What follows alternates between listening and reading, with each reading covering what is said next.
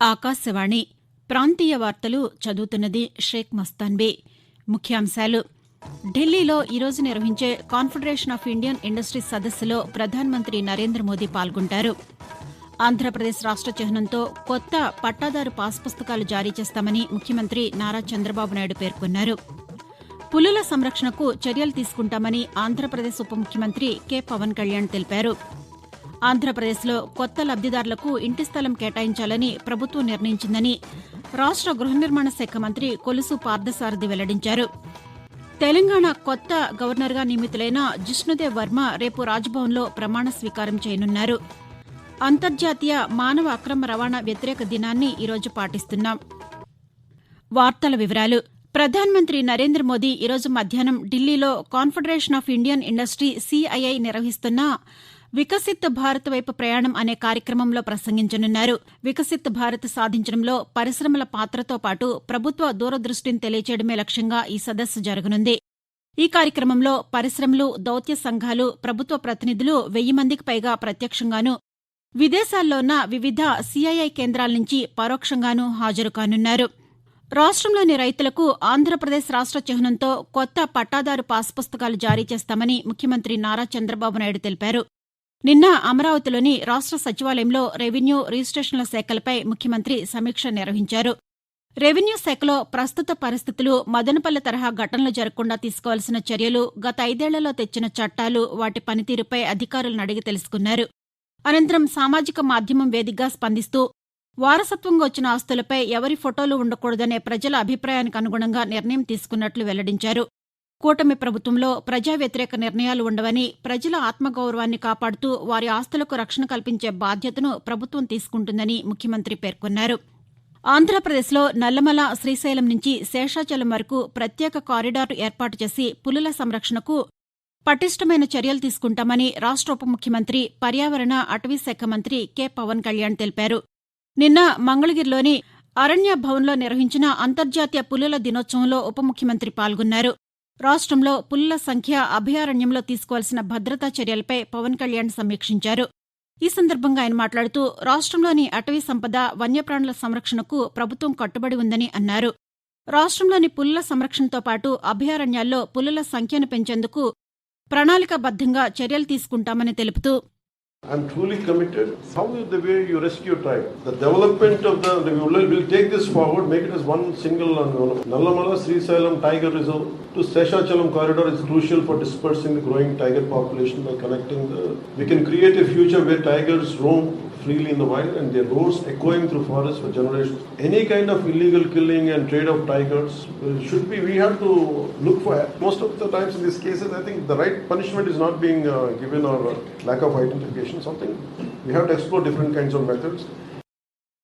ఆంధ్రప్రదేశ్లో కొత్త లబ్దిదారులకు గ్రామాల్లో 3 సెంట్లు, పట్టణాల్లో 2 సెంట్ల స్థలం కేటాయించాలని ప్రభుత్వం నిర్ణయించిందని రాష్ట గృహ నిర్మాణ శాఖ మంత్రి కొలుసు పార్థసారథి వెల్లడించారు. అమరావతి సచివాలయంలో ముఖ్యమంత్రి నారా చంద్రబాబు నాయుడు నిన్న గృహ నిర్మాణ శాఖపై సమీక్ష నిర్వహించారు. సమావేశం అనంతరం మంత్రి పాతికేయులతో మాట్లాడుతూ రాబోయే 100 రోజుల్లో 1.25 లక్షల ఇళ్ల నిర్మాణం పూర్తి చేస్తామని అన్నారు. వచ్చే ఏడాది కాలంలో 8.25 లక్షల ఇళ్ల నిర్మాణం చేపట్టనున్నట్లు వెల్లడించారు.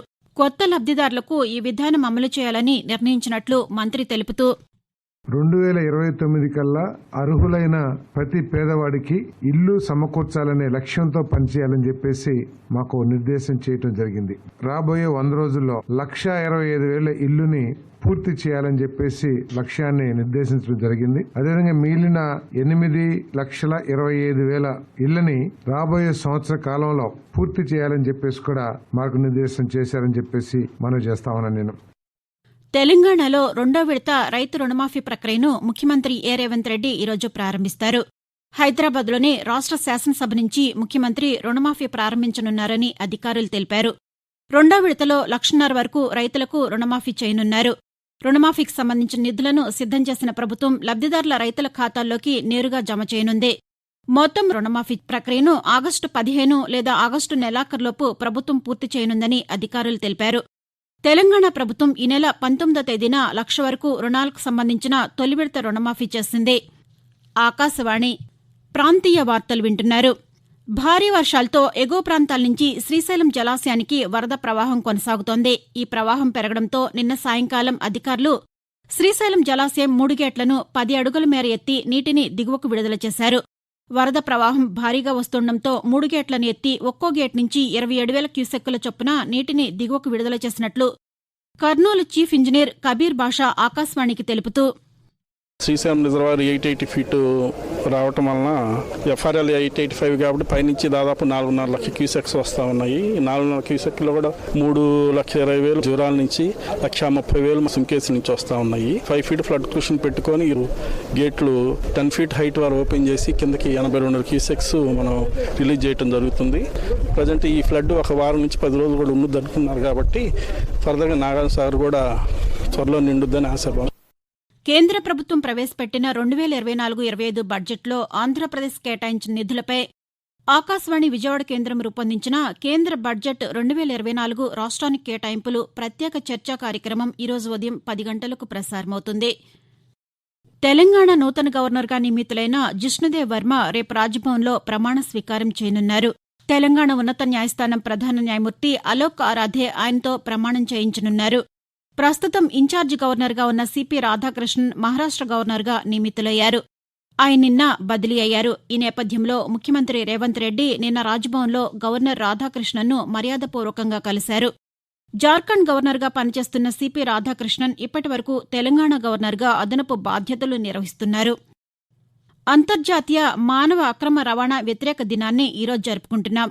మానవులను, ముఖ్యంగా మహిళలు, చిన్నారులను అక్రమంగా తరలించి వారిని అసాంఘిక కార్యక్రమాలకు వినియోగించడాన్ని నిరోధించేందుకు, అటువంటి చర్యలకు వ్యతిరేకంగా ప్రజల్లో అవగాహన కల్పించేందుకు ఐక్యరాజ్యసమితి 2013 నుంచి ప్రతి సంవత్సరం జూలై 30వ తేదీన అంతర్జాతీయ మానవ అక్రమ రవాణా వ్యతిరేక దినాన్ని నిర్వహిస్తోంది. మానవ అక్రమ రవాణా నుంచి కాపాడబడిన బాధితులను వివక్షకు గురి చేయకుండా బాధితుల సమస్యలను, అనుభవాలను ఆకళింపు చేసుకోవడం ద్వారా మానవ అక్రమ రవాణా అరికట్టే లక్ష్యంతో ఈ రోజుని నిర్వహిస్తున్నారు. తెలంగాణలో కాంగ్రెస్ ప్రభుత్వం ఏర్పడిన తర్వాత విద్యుదుత్పత్తి, సరఫరా మెరుగుపడ్డాయని రాష్ట్ర ఉప ముఖ్యమంత్రి భట్టి విక్రమార్క తెలిపారు. నిన్న హైదరాబాద్లోని రాష్ట్ర శాసనసభలో బడ్జెట్ పద్దుపై జరిపిన చర్చలో ఆయన మాట్లాడుతూ, విద్యుత్ రంగ అభివృద్ధికి రాష్ట్ర ప్రభుత్వం అధిక కేటాయింపులు జరిపిందని చెప్పారు. అర్హులైన వారందరికీ గృహజ్యోతిని అమలు చేస్తామని అన్నారు. విద్యుత్ ఒప్పందాలకు యాదాద్రి, భద్రాద్రి విద్యుత్ ప్రాజెక్టులకు సంబంధించిన అవకతవకలపై దర్యాప్తుకు కమిటీని ఏర్పాటు చేశామని తెలిపారు. ఆంధ్రప్రదేశ్లో రానున్న 2 రోజుల్లో 1-2 చోట్ల తేలికపాటి నుంచి ఒక మోస్తరు వర్షం కురిసే అవకాశముందని అమరావతి వాతావరణ కేంద్రం తెలిపింది. గంటకు 30 నుంచి 40 కిలోమీటర్ల వేగంతో బలమైన గాలులు వీచే అవకాశముందని పేర్కొంది. మరోవైపు తెలంగాణలో రానున్న 2 రోజుల పాటు తేలికపాటి నుంచి మోస్తరు వర్షాలు కురిసే అవకాశముందని హైదరాబాద్ వాతావరణ కేంద్రం పేర్కొంది. ఈ రోజు, రేపు అక్కడక్కడ వర్షాలు పడే అవకాశముందని తెలిపింది. ఈ రోజు నుంచి 2 రోజుల పాటు తెలంగాణలోని అన్ని జిల్లాల్లో పలుచోట్ల బలమైన గాలులు వీచే అవకాశముందని, ఈ గాలుల వేగం గంటకు 30 నుంచి 40 కిలోమీటర్ల వేగం వరకు ఉండవచ్చునని వాతావరణ కేంద్రం పేర్కొంది. ప్రాంతీయ వార్తలు ముగించే ముందు ముఖ్యాంశాలు మరొకసారి. ఢిల్లీలో ఈ రోజు నిర్వహించే కాన్ఫెడరేషన్ ఆఫ్ ఇండియన్ ఇండస్ట్రీస్ సదస్సులో ప్రధానమంత్రి నరేంద్ర మోదీ పాల్గొంటారు. ఆంధ్రప్రదేశ్ రాష్ట్ర చిహ్నంతో కొత్త పట్టాదారు పాస్ పుస్తకాలు జారీ చేస్తామని ముఖ్యమంత్రి నారా చంద్రబాబు నాయుడు పేర్కొన్నారు. పులుల సంరక్షణకు చర్యలు తీసుకుంటామని ఆంధ్రప్రదేశ్ ఉప ముఖ్యమంత్రి కె పవన్ కళ్యాణ్ తెలిపారు. ఆంధ్రప్రదేశ్లో కొత్త లబ్దిదారులకు ఇంటి స్థలం కేటాయించాలని ప్రభుత్వం నిర్ణయించిందని రాష్ట్ర గృహ నిర్మాణ శాఖ మంత్రి కొలుసు పార్థసారథి వెల్లడించారు. తెలంగాణ నూతన గవర్నర్గా నియమితుడైన జిష్ణుదేవ్ వర్మ రేపు రాజ్భవన్లో ప్రమాణ స్వీకారం చేస్తారు. అంతర్జాతీయ మానవ అక్రమ రవాణా వ్యతిరేక దినాన్ని ఈరోజు పాటిస్తున్నాం. ఆకాశవాణి ప్రాంతీయ వార్తలు ఇంతటితో సమాప్తం.